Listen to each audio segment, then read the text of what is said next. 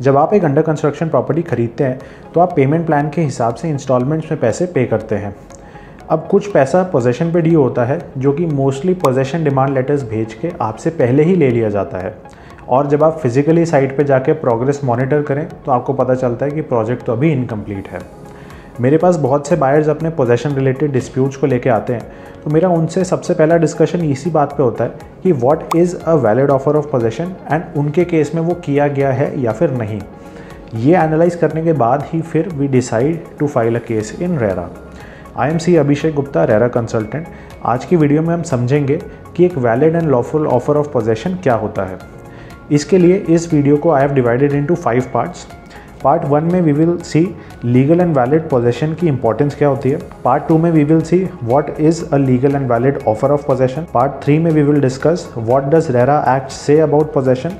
Part 4 में we will talk about general market practices क्या हैं पोजेशन को लेके। एंड पार्ट 5 में इंटरेस्ट ऑन डिलेड पोजेशन आपको कैसे मिल सकता है। सबसे पहले समझते हैं कि एक legal and valid offer of possession की इंपॉर्टेंस क्या है। देखिए, जब आप एक बिल्डर से प्रॉपर्टी खरीदते हैं तो you enter into a contractual agreement.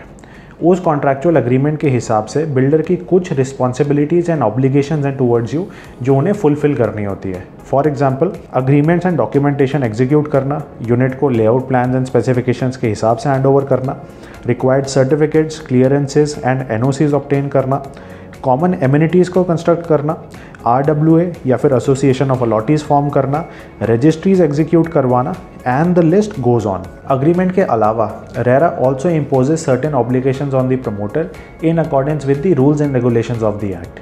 और ये ऑब्लिगेशंस उस टाइम से स्टार्ट हो जाती हैं जैसे ही आप बिल्डर के किसी भी प्रोजेक्ट की कोई एडवर्टीजमेंट देखते हैं, because RERA holds the builder accountable for the veracity of their advertisements. So to summarise, एक valid and lawful offer of possession होने पे बिल्डर की रिस्पॉन्सिबिलिटीज़ और obligations comes to an and.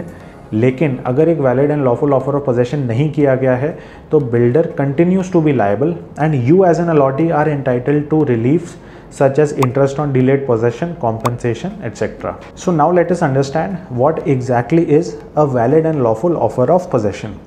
देखिए, a valid offer of possession is dependent on 2 certificates, completion certificate and occupancy certificate.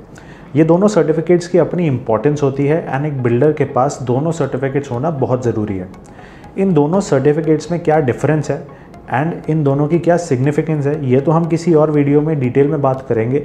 लेकिन अभी के लिए अगर मैं आपको एक लाइन में समराइज़ करूं तो occupancy certificate certifies that a building is equipped with necessary infrastructure and civic amenities such as electricity, water and sanitation and it is safe to be occupied. Completion certificate ये certify करता है that construction of the project has been completed in accordance with the relevant regulation, safety standards and the approved building plans. ये दोनों certificates issue करती है competent authority. For example, अगर नोएडा में कोई प्रोजेक्ट लोकेटेड है तो नोएडा अथॉरिटी इन सर्टिफिकेट्स को इशू करेगी बिल्डर को। अगर एक बिल्डर आपको अपने किसी आर्किटेक्ट से इशूड सर्टिफिकेट दिखा रहे हैं then that is not valid. So to offer a valid and lawful possession एक बिल्डर के पास occupancy certificate and completion certificate होना ज़रूरी है। हमारी लास्ट वीडियो अश्योर्ड रिटर्न के ऊपर थी और वहाँ पे एक सिचुएशन अराइज हुई थी जब बिल्डर ने डेट ऑफ अप्लाइंग ओसी को ही पोजेशन डेट कंसिडर करके अश्योर्ड रिटर्न स्टॉप कर दिए थे। सो आपको इस चीज़ का ध्यान रखना है कि बिल्डर अगर ओसी के लिए अप्लाई कर रहा है then that date is irrelevant. हमारे लिए रेलेवेंस उस डेट की है जब अथॉरिटी एक बिल्डर को OCCC ग्रांट कर देती है। सो अगर बिल्डर आपको पोजेशन के साथ ये दोनों certificates duly received from the authority provide कर रहा है then you can accept that possession. Recently UP RERA ने भी पोजेशन को लेके कुछ SOPs को पब्लिक किया था जिसकी एसेंस यही थी कि एक बिल्डर के पास ऑक्यूपेंसी सर्टिफिकेट और कंप्लीशन सर्टिफिकेट होना ज़रूरी है और वो बायर्स को मिसगाइड ना करें इन दोनों सर्टिफिकेट से पहले पोजेशन ऑफर करके। इन SOPs के बारे में हम एक डिटेल डिस्कशन करेंगे एक सेपरेट डेडिकेटेड वीडियो में। तो अब चलते हैं इस वीडियो के पार्ट नंबर 3 पे, जहाँ पे हम ये देखेंगे कि रेरा एक्ट क्या बोलता है अबाउट पोजेशन। सो अगर आप रेरा एक्ट पढ़ते हैं तो यू विल सी कि possession has been linked to occupancy certificate and completion certificate in different sections of the act. इस एक्ट के कुछ सेक्शंस का कुछ एक्सट्रैक्ट मैं आपके सामने पढ़ना चाहूँगा। जैसे सबसे पहले समझते हैं सेक्शन 11 सबसेक्शन 4 क्या कहता है, जिसमें functions and duties of promoter mentioned है। So this section says a builder shall be responsible to obtain the completion certificate or the occupancy certificate or both as applicable from the relevant competent authority as per the local laws or other laws for the time being in force, and to make it available to the allottees individually or to the association of the allottees as the case may be. इसके बाद आता है section 17 subsection 2. After obtaining the occupancy certificate and handing over the physical possession to the allottee, it shall be the responsibility of the promoter to hand over the necessary documents and plans including common area and so on. So आप इस section में भी देखेंगे कि it is not just the physical possession of the unit but it is the physical possession after obtaining the occupancy certificate. इसके बाद section 19 subsection 10 अगर हम देखते हैं जिसमें allottees की responsibilities mentioned है, तो वहाँ पे भी ये लिखा है Every allottee shall take the physical possession of the apartment, plot or building as the case may be within a period of 2 months of the occupancy certificate issued to the said apartment, plot or building. So यहाँ पे भी आपको ये note करना है कि जो आपकी रिस्पॉन्सिबिलिटी है वो यही है कि ऑक्यूपेंसी सर्टिफिकेट के विदिन 2 मंथ्स आपको पोजेशन लेना है. तो possession again has been linked to the occupancy certificate. So in short, an offer of possession made to you before obtaining the OCCC is illegal. अगर मैं इसको एक लाइन में समराइज करूं, if offer of possession is made before obtaining the occupancy certificate it is illegal and invalid. If the offer of possession is made after obtaining the occupancy certificate it is legal and valid. So अब चलते हैं video के part number 4 पे. अभी तक आपको ये पता है कि what is a valid and lawful offer of possession. अब समझते हैं कि जनरल मार्केट में क्या प्रैक्टिसेस देखी जाती हैं विद रिस्पेक्ट टू पोजेशन. सो आपके सामने मेरे ही एक क्लाइंट का फाइनल डिमांड लेटर है डेटेड 10 जुलाई 2024. इन्होंने प्रॉपर्टी परचेज करी थी 2017 में जिसका पोजेशन 2021 के अराउंड होना था. सो आज की डेट में जो प्रोजेक्ट है that is already delayed by almost 3 years. Haryana RERA ने इस प्रोजेक्ट को एक्सटेंशन दी थी जो कि आज लैप्स हो चुकी है एज ऑन डेट. अब आप इस लेटर की वर्डिंग एक बार पढ़िए.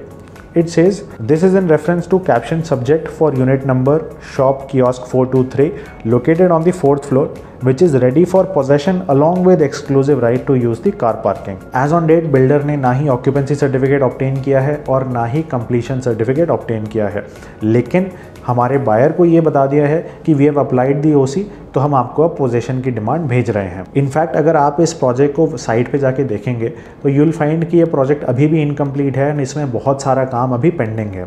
तो एथिकली ये जो डिमांड आई है this should have come after the builder receives the occupancy certificate और द कंप्लीशन सर्टिफिकेट. अब आते हैं वीडियो के लास्ट पार्ट पे जहाँ पे हम ये डिस्कस करेंगे कि आप इंटरेस्ट ऑन डिलेड पोजेशन कैसे क्लेम कर सकते हैं.